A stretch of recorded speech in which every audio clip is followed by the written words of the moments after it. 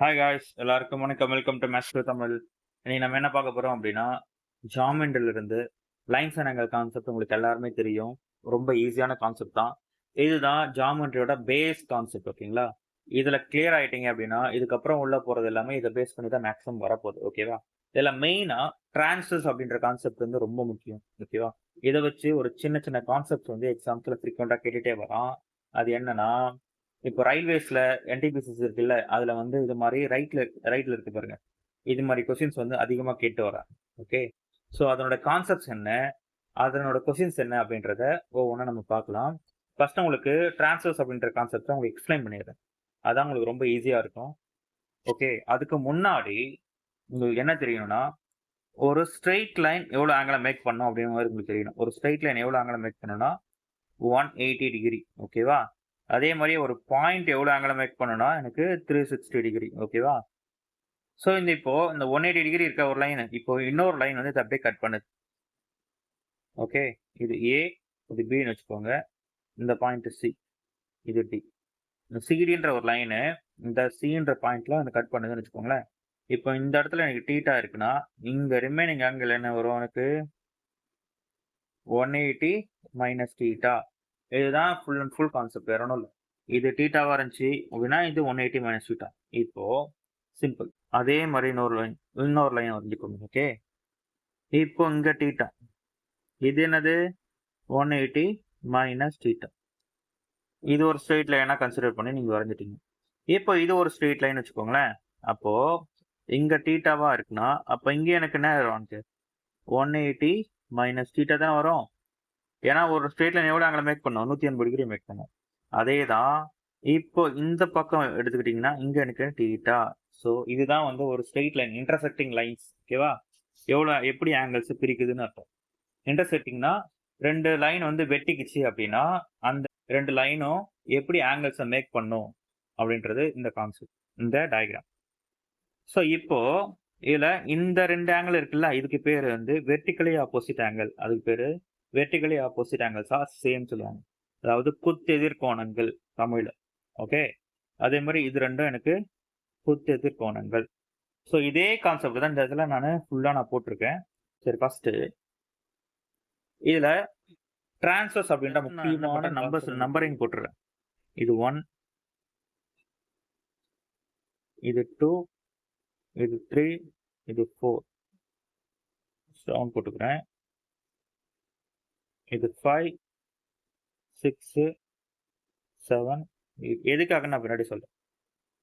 இப்போ same concept இந்த இடத்துல அப்படியே வரைஞ்சிருக்கு. ஓகேவா? இப்போ ஏபியும் சிடியும் பேரலல்.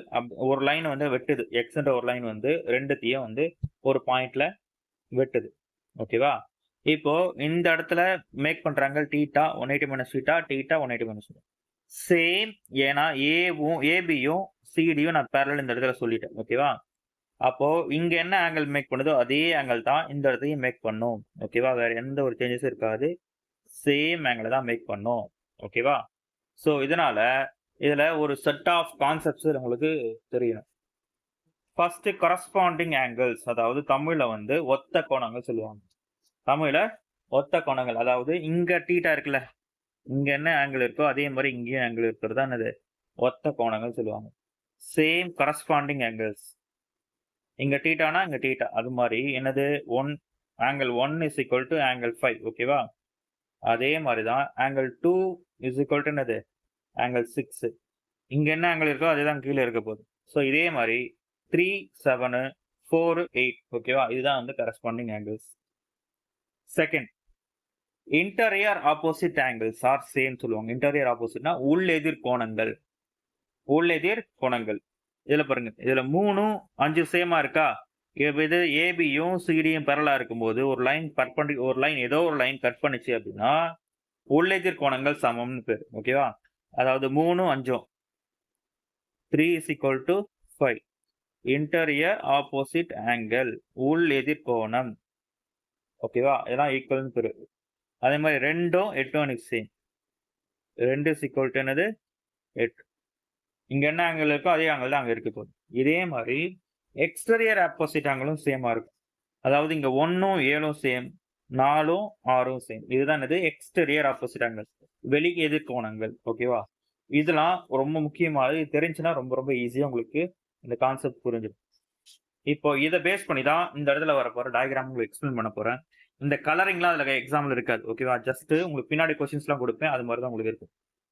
இப்போ இந்த 2 லைன் எனக்கு பேரலல். ஓகேவா? சோ இதுல எக்ஸ் இருக்கு. இங்க ஒய் குடுத்துருவான்.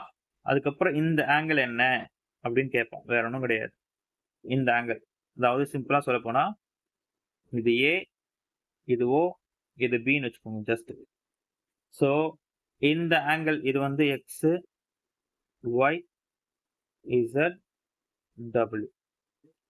இதுல XAO வந்து XAO வந்து எனக்கு எக்ஸ் டிகிரி.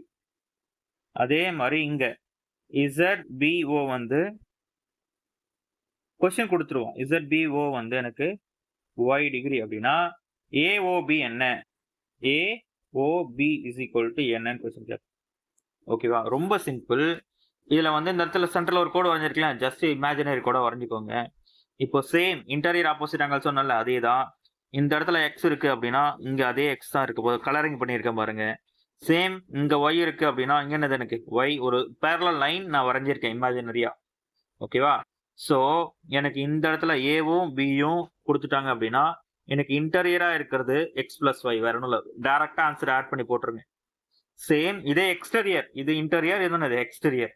இங்க இருக்க ஆங்கிளையும் இங்க இருக்க ஆங்கிள் ஓகேவா? இது எக்ஸ் இது ஒய் வெளியில இருக்கிறது. Same exterior angle sum of the exterior ஆங்கிளுக்கு எனக்கு சேமா இருக்கும். ரொம்ப சிம்பிளான கான்செப்ட், ரொம்ப ஈஸியானது. ஓகேவா? இதுக்கு மெயின் 2 லைனும் பேரலா இருக்கணும் அப்படின்ற கான்செப்ட் தான். ஓகேவா? அந்த கொஸ்டினை நல்லா புரிஞ்சுக்கணும். ஓகே, இதுல ஃபர்ஸ்ட் வாங்க எக்ஸாம்பிள் பார்க்கலாம். இதுல பாருங்க கொஸ்டின். இந்த given figure below AB is parallel to CD. ஓகேவா? இதுல ஏபியும் சிடியும் எனக்கு பேரலல்னு சொல்லிட்டான் அப்படின்னா எக்ஸ் என்னன்னு கேட்கறான். ரொம்ப சிம்பிள். இது நான் எக்ஸ்டீரியர் தானே, இது ரெண்டுத்தையும் ஆட் பண்ணிக்கிட்டா எனக்கு இது எனக்கு கிடைக்குமா? டைரக்டா ஆட் பண்ணி போட்டுருங்க, முடிஞ்சு போச்சு அவ்வளவுதான். So 5x plus 45 degree is equal to இந்த ரெண்டுத்தையும் ஆட் பண்ணிக்கோங்க, எக்ஸ் பிளஸ் ஒய். அவ்வளவுதான். முன்னாடி உள்ள கான்செப்ட் படி 135 125 என்ன வரும்? 260யா? So 5x plus 45.